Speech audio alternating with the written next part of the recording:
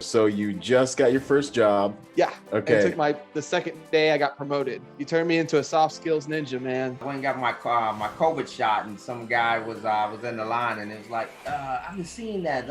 You work for Byron Rodgers? I said, no, he's like a mentor. He's like, man, I've been looking at his podcast, man. He gets me pumped up. I said, yeah. He was asking me about the game and how to get into the industry, and I was trying to get him, how I got into it. So you actually touched a lot of people. They're catching on. He saw you on YouTube. One of the places of worship where I do protection just took on open up a school. So I became, instead of being, like the covert guy, I became the overt guys. It worked out real well. The client was so happy. He had done this before in another state, but he never saw the time that we did. This past weekend, I was able to do something else. I got on a secured convoy contract where a major bank was moving all their IT infrastructure to another location. And this is my first time driving the chase vehicle. And I'm like Byron Rodgers, man.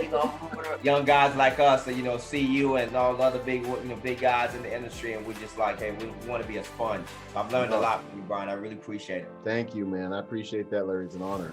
It's good to see you working. I saw you drop some stuff in the group. Good to see that, you're getting some questions answered and things like that, and that you got more work than you know what to do with. Oh, man, I'm telling you, I wasn't expecting to go like this, to be honest. I wasn't expecting to go like this, and I was like, when you told me, hey, just apply, and I'm like, man, a lot of people, why am I applying to everything? I'm like, yeah, apply to everything. You make it 10 no, but you're closer to that one yes, And that's exactly what happened, man. I have more work that I can handle, and I actually got another call today. The protectee I have, he doesn't want me to follow. He's like, I don't want you to follow me. I just want you to be there.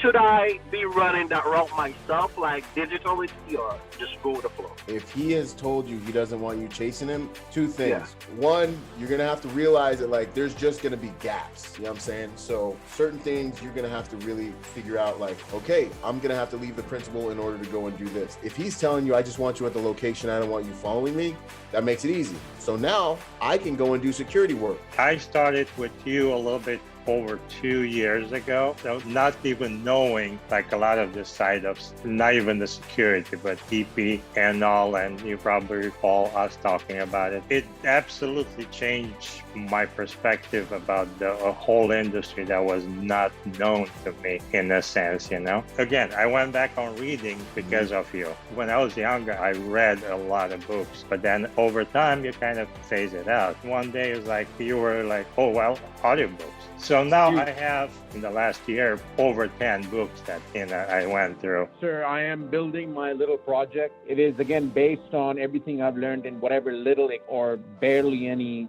security and EP and search and rescue experience that I have. If you, as an EP practitioner, are faced with a hard situation where you have to take a side, it's difficult to be politically neutral. How do you get out of that situation? Hit him with a question. As an EP professional and somebody who started something really great, sir, I don't think there is anything like your company, like Bravo Protection Group. So I don't see a lot like that, sir. How do you deal with the people who want to use negativity to demotivate you, to either slow you down or take you from, what you are motivated to do to another direction? How do you deal with that, sir? I listen to their feedback. I understand that some of them don't want to see you succeed and they just don't want to see you do better than them. Some of them care about you and don't want to see you get hurt, and they're speaking from a place of fear, but they care about you. The thing they both have in common is they are probably seeing the downside and the risk of what you're going to do. So I hear them, I pay attention to them, but I also do my best to cultivate a type of confidence in myself that will cause me to go anyway if it's something that my heart truly desires.